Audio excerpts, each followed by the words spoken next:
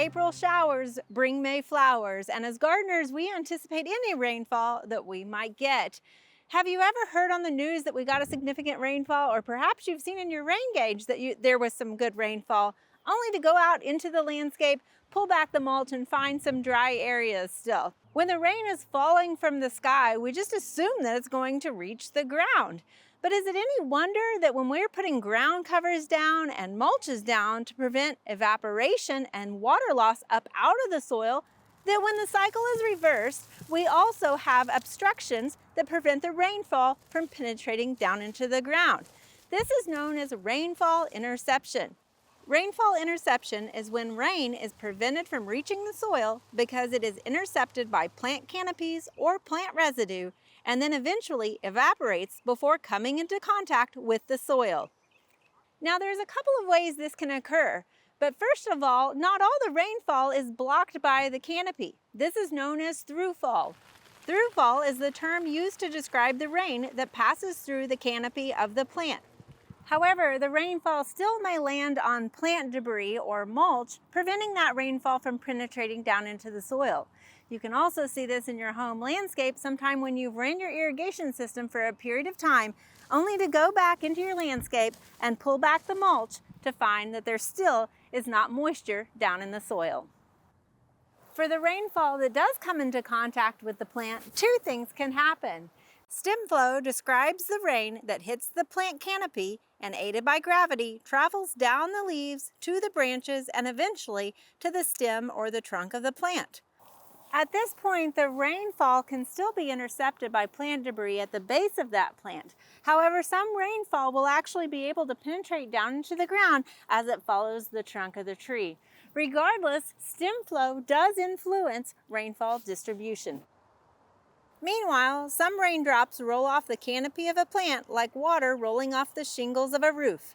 In fact, the outermost distance of a tree's canopy is called the drip line. Think of it like how the water drips off an umbrella. This can result in more water being redirected to the drip line than other areas. This rainfall interception is called the canopy drip. While this occurs in nature, keep in mind that this can also occur with irrigation in a home landscape, especially pop-up or spray heads that shoot the water horizontally. As plants grow, they can block the irrigation from traveling to the intended distance, causing more water to fall around the base of one plant and prevent other plants from receiving adequate moisture. There are two components at play with rainfall interception. That is the vegetation and the rainfall. Let's first talk about the vegetation.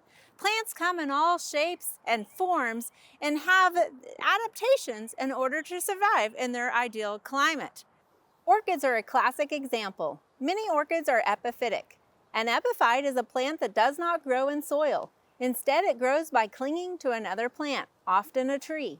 Epiphytic orchids have large root systems, not only to help anchor them in the tree, but also provide greater surface area to absorb rain that is often flowing down the tree through stem flow. Not only do orchids take advantage of the stem flow coming down the tree, they often have a V-shaped branching habit, creating their own stem flow that directs rainfall towards their roots. We can also see this in bromeliads that form a cup with their vegetation. This equips the plant to be able to selfishly store water, allowing it to endure drier periods and giving it a competitive advantage over other plants. Now you may be thinking, these are tropical plants that live in the rainforest, but rainfall interception happens everywhere. In fact, it's been reported that the rainfall interception rate in the Amazon rainforest is at 9%, while under eastern red cedars it's at 36%, and a whopping 44% in the tall grass prairie. Another plant adaptation is the surface of the vegetation. Many plants are pubescent, meaning that they have fine hairs either on the surface of the leaves or along the stems. And these hairs actually serve a purpose and capture some of that moisture, retaining it for the plant a little bit longer. The second factor to consider is the rain itself. A rain event is described by the amount, the intensity, and the duration. Locations that receive frequent yet short periods of rainfall will have more rainfall interception. This is because small raindrops have less kinetic energy as they're falling from the sky, making them more prone to wet the surface of vegetation and residue rather than having the velocity to penetrate through the soil. This means that interception losses increase as droplet size decreases. This should also be considered when setting up your irrigation. Irrigation systems that are too brief or have nozzles that spray fine droplets will often result in having more water loss due to evaporation and also will create more water particles settling on the vegetation. Now you may be thinking, if vegetation prevents rainfall from getting down into our soil, why do we worry about covering our soil with cover crops and mulch and other plant debris? Well, for that, we got to take a closer look at the raindrop. Just as a water drop makes ripples in the water as it lands, a raindrop falling on soil makes an impact on the soil almost like tiny little bombs hitting the earth.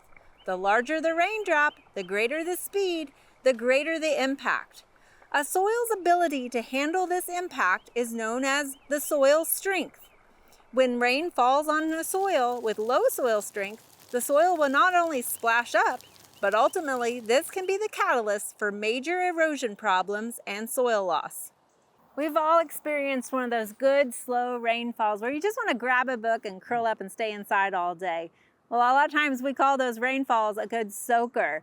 And in the landscaping world, soaker hoses and drip irrigation have become more popular as a way of watering your landscape and also conserving water. Because what they sort of do is mimic that rainfall interception, allowing large raindrops, or irrigation in this case, to seep out of the soaker hose, but at a slow rate, allowing it to penetrate down into the soil profile. Now, not only does this reduce the impact on that soil structure, reducing soil splashing, but it also allows for a good infiltration of that irrigation and reduces evaporation loss and moisture on any of the vegetation nearby. So, does vegetation influence rainfall distribution? Yes. Does it prevent some rainfall from actually penetrating down into the soil profile? Yes. However, that vegetation also serves a critical component and acts as a shield protecting our soil. It not only takes the impact from the raindrops, but it also reduces soil loss and soil erosion. So the next time you look at your rain gauge and you see that you get an inch of rain, just know that not all rain is created the same.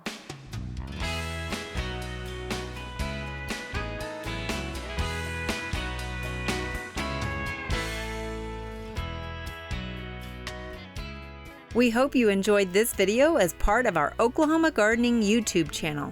You can also find even more videos on the OK Gardening Classics YouTube channel.